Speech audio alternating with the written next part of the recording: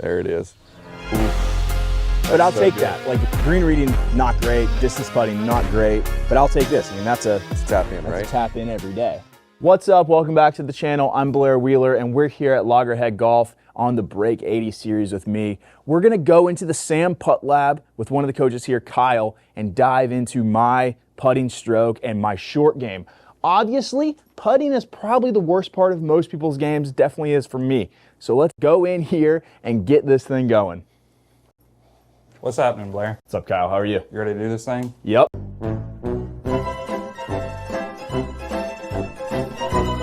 Yep. So is that the flat stick? This is it.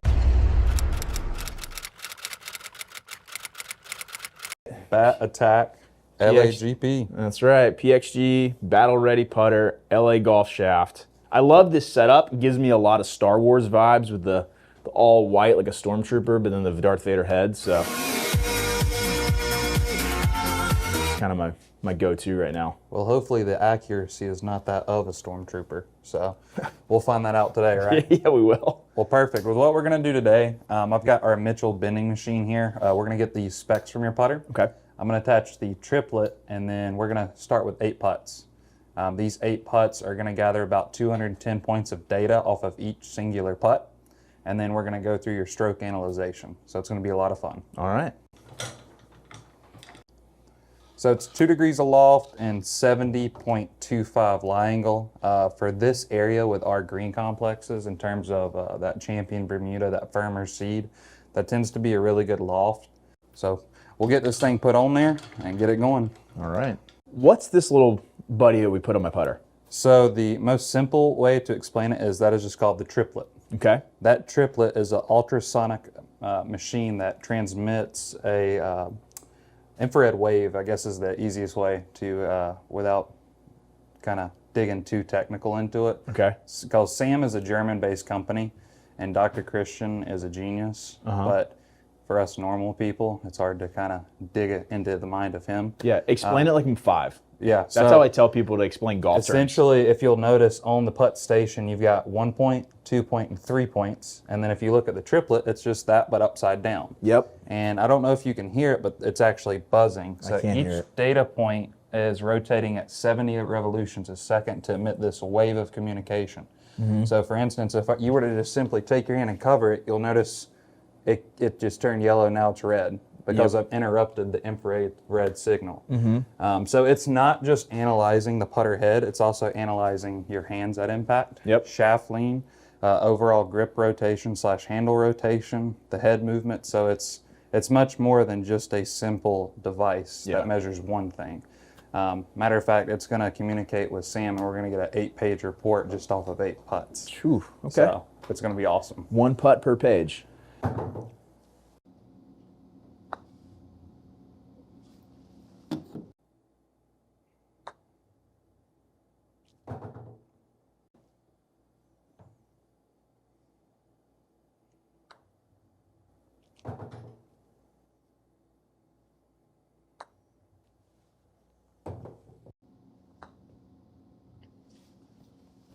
And one more.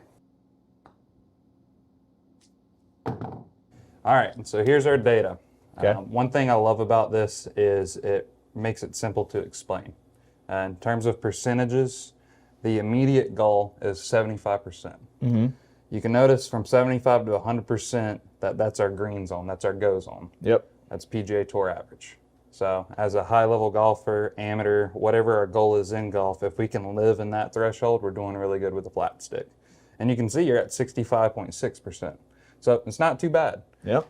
There's just some things going on that we'll uncover as we run through this report. But how that grade is actually given is you have 3 categories. The easiest one is consistency. Whether it's good, bad, or indifferent, can we repeat the same motion? Yep. You're at 58%. And that counts for 50% of your total score. So it's a very heavy grade. Timing, so that's tempo, and then the putting stroke broken into 2 pieces, so backstroke versus front stroke, acceleration and deceleration in both categories, and tendency, which is aim, impact, and essentially all the movements of the putter. Yep. So we can see right off the bat, it starts us in face aim. So before the putter ever moves, we have an average of 1.9 closed. Okay. We want to be around 0.7 or less in this category. 1.9 puts us about a ball outside of left edge for your aiming point. And you can see you had one at 0.8, the last one at 0.8, but then your worst one was 0.3. That was the one that we kind of felt like a little bit pull on. But I really think you did a great job releasing the putter. It's just we were aimed a little bit more left. Yeah. This is the most common category that we tend to have a calibration on. Gotcha. Then we got to move the putter to bring it to impact, and you can see you're almost at 0. So square. The biggest thing is... So this is at impact. This is at impact. So I'm square, essentially. I'm 0.2 close at impact. As an average, yep. And That's pretty good. it's great, but there's kind of two sides to it, which is the fascinating part.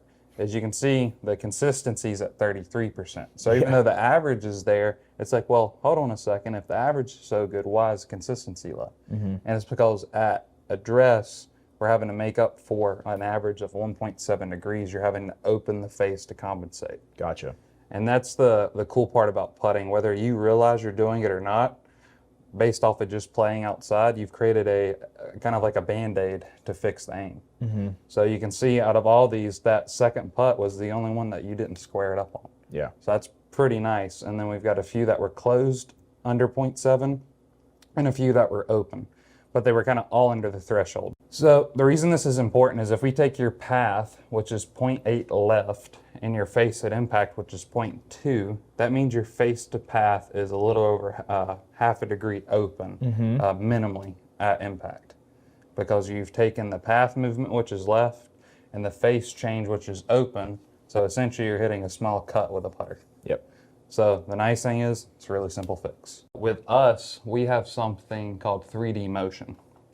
What 3D motion allows us to do is on this big screen over here, and you're going to be able to actually see what my eyes see. So what's great about this, it allows you to see kind of all the movements of what the putter is going through during the stroke itself. And this is my stroke? This is you. Okay. This was your first putt. The red line here is your ball line, so in terms of ball direction, and then the black line is the arc line. This is an 18-degree arc. Okay. Now, when you talk about guys on tour, I've always thought that my putt stroke should be straight back, straight through. Now, when you look at guys on tour, do they typically have this 18-degree arc? Do they go straight back, straight through? So what do you think? That's a really great point, and that's why I kind of love having a piece of equipment to explain this, is we can actually reduce this all the way to 12 degrees.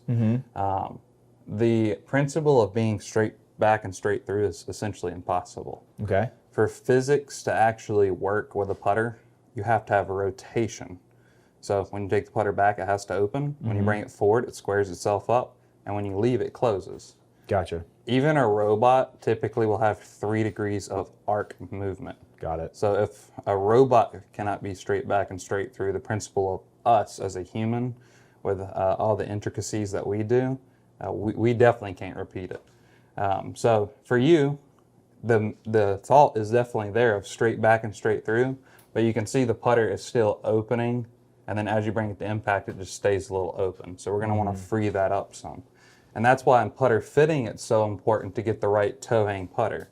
The toe hang of the putter is going to strictly influence the amount that the putter can actually rotate through. So like your putter has a plumber's neck, and some people call them crank necks. They typically have about 30 to 45 degrees of toe hang, which means that you need to have pretty moderate rotation through the stroke. And we're going to look at that here in a second. So what's kind of interesting here is you see face rotation. Yeah.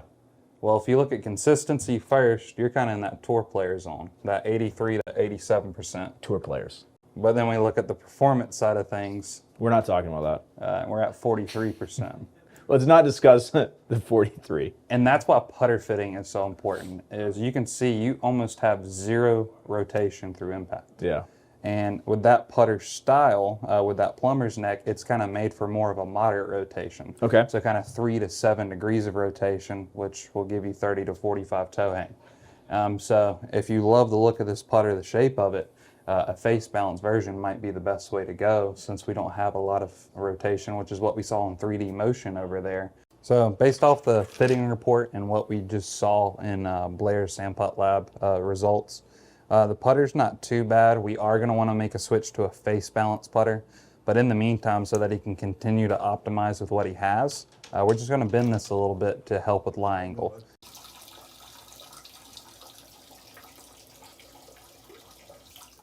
Yeah, did you hear it the whole time? I thought about it about halfway through. I was like, oh, he's going to hear me peeing. So we got this bent to where it needs to be, Kyle. I'm getting fit for a new putter soon. In terms of neck style, based on my data, what kind of neck style would you recommend for me as a player? So I've got 3 putters here, neck styles that we're going to look at. The one that's going to be the most optimal or suited is called a post bend or a double bend. Okay. That allows, regardless of the head that you use, it allows this to be a face balance putter. Okay. So 0 degrees of toe hang. Much like a center shafted putter, so kind of like a Zach Johnson style putter, Yep. where it's posted, again, it's going to allow it to be face balanced, which is the key. Where we would have a mistake is if we went to something like a short slant neck, which is one of the more popular necks. This is made for more of that moderate to heavy rotation. Gotcha. So even though it may feel really good and look good behind the golf ball, with you already having a left miss, this would essentially add another half a degree to degree 2 that miss. Gotcha. The other option, which is more of the tour sauce option, is if they make a long plumber's neck putter for you. That'll take away that 20-25 degrees of toe hang and also make that face balance. All right, Kyle. Well, we're done in here. Let's go outside and we're going to address the real problem area of my game, and that's green reading. Perfect. Let's do it.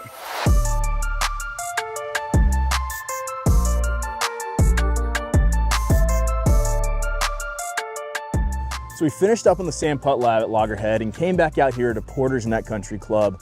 And I got my sand PuttLab report, got my new putter from PXG. It is now face balance instead of whatever this was. So I'm going to hand this off to Daryl.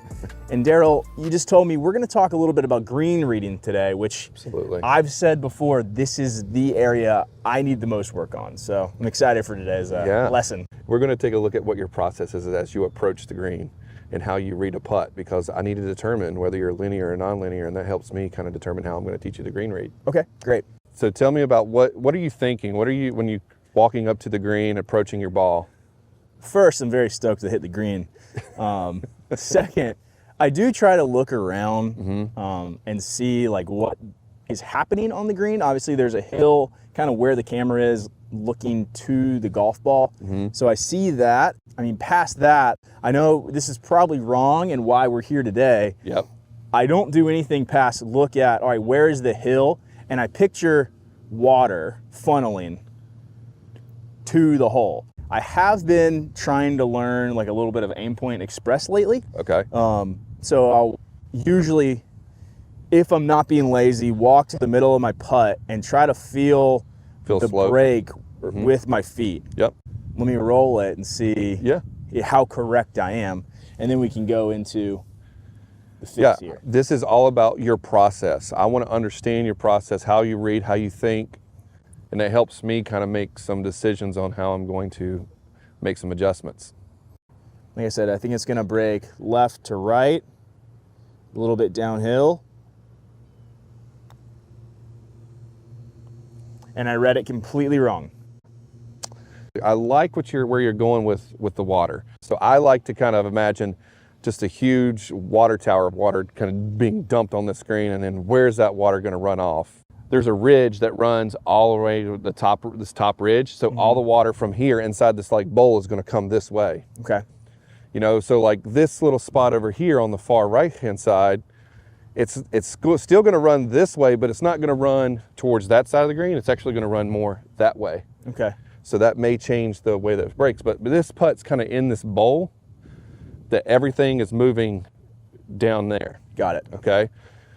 That's the first thing I see. Now, do you use the line on your golf ball? I do, yeah. Okay. Now, when you're doing that, what is the purpose? Are you lining up to a spot that's beside the hole, or is it more of a starting direction thing? Are you picking a spot in front of your golf ball? Yeah. Talk me through that a little bit. So I'm using this line on my ball to aim the line that I want to travel the putt on and ultimately die it into the hole. All right, so you see this ball curving the whole way to the hole. Okay.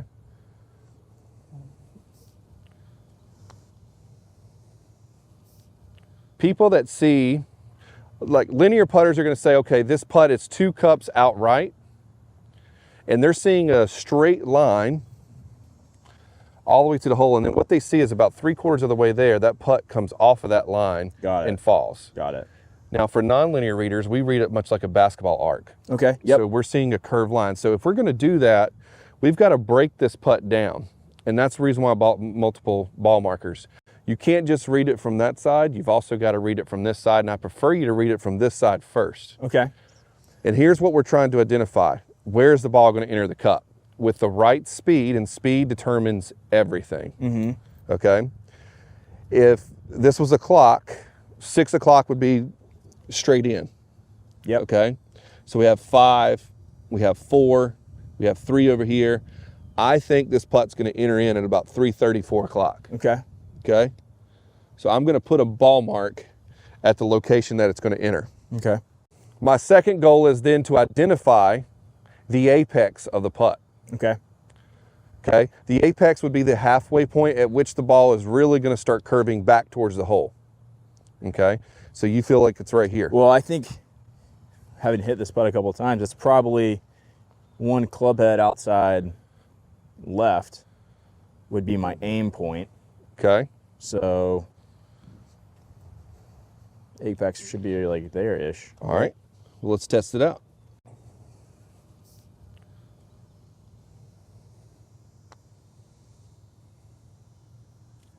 Okay, so I think we may need to go a little higher. Now, let's take it a step further from there, okay? From your apex point back to the ball, I want you to start picking a spot 2 inches in front of the golf ball. Yep. Take your line on your golf ball and line it up with your spot 2 inches in front of the ball. So if the apex is there, here's what I see. I got 2 dots here in the green, okay? Like little blemishes kind of. Yep. I'm going to split the difference, and I'm going to line that mark up with that because that's right on line with my apex. Yep. But you have a little mini goal there. Roll it over my spot. Oh. Okay? So that literally went right over the spot, right on line, inside of the ball mark here. all right, Blair, here's the challenge. I want you to read this putt, go through the process that we just did. Yep. And put your ball markers down. Okay. So I'm going to start, obviously, from behind the hole like we just discussed. Yep.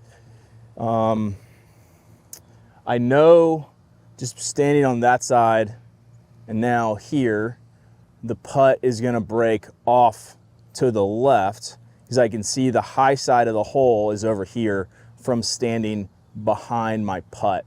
So I know it's going to break in left to right from this side. Okay, good. I'm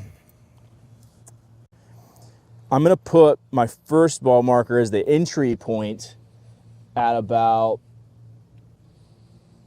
5:30. Okay. If 6 o'clock is my... We're probably more like 8 o'clock there. That's 8 o'clock? Oh, Yeah. yeah, so 8 o'clock on the other side. Yep. So if 6 o'clock is dead center of the hole, Okay. looking back towards my putt, we're at about 8 o'clock. I always have the clock facing me. Yeah.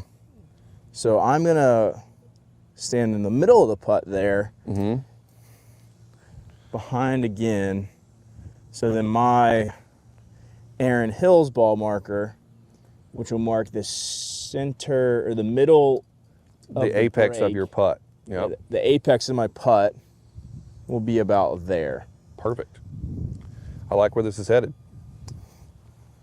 So then now, coming back to our process, is picking out a point that essentially lines up with that ball mark. Correct.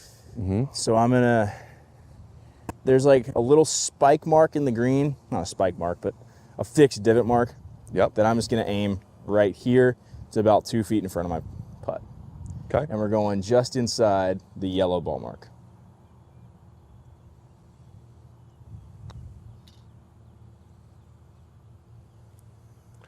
So, Too much inside, no, but well, here's the speed was thing. good. Yeah, so I think we finished low of the hole. We didn't get it to the hole. Yeah. So I would say that was a great putt with the incorrect speed. Because I think you hit your mark. I think we just got to have a little bit more speed to that. Yeah. And, you know, I was a little scared of this one, it being downhill. Love it. It's too much speed. So somewhere in between. Somewhere in between. And like I said, I think a good goal for us, anytime we're inside 20 feet, we want to feel like we leave it no more than 18 inches past the cup. Yeah. You know, I think that every day of the week you could make that putt if it was inside 18 inches. I would hope so. Yeah. Depends on how I'm feeling that day.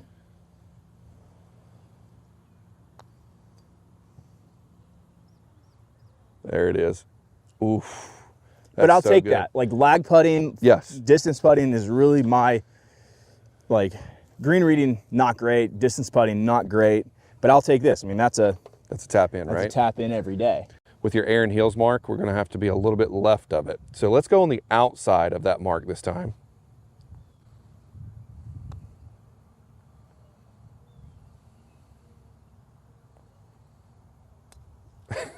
So good. That's awesome.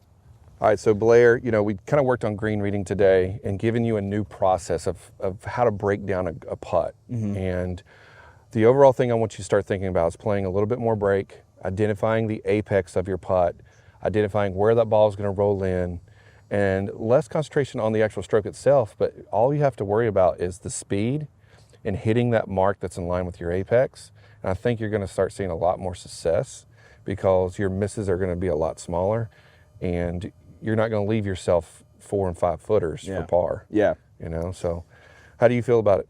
I feel good, ready to go. I mean, this is kind of the last piece of the puzzle, and then the next episode, we're gonna go try to break 80. So we're not going to try. We are going to. We're gonna break 80. Yeah, it's got to be. We got to be more positive about it. You got to speak into existence. That's right. So we're gonna go break 80. Myrtle Beach National, Kings North. Yeah. Probably one of the toughest courses in Myrtle Beach, in my opinion. Okay. There's a lot of bunkers. There's a lot of water. There's the fun gambler hole. So I'm excited. We're gonna go do it. Well, what's great about it is I've never played the golf course either. So for me as a caddy, it's going to be really challenging for me as well to kind of help manage that game. Awesome. But we'll get a good game plan together, and we're going to break 80 on Saturday. We'll go do it. Like, follow, share, subscribe. @Blair Wheeler on Instagram.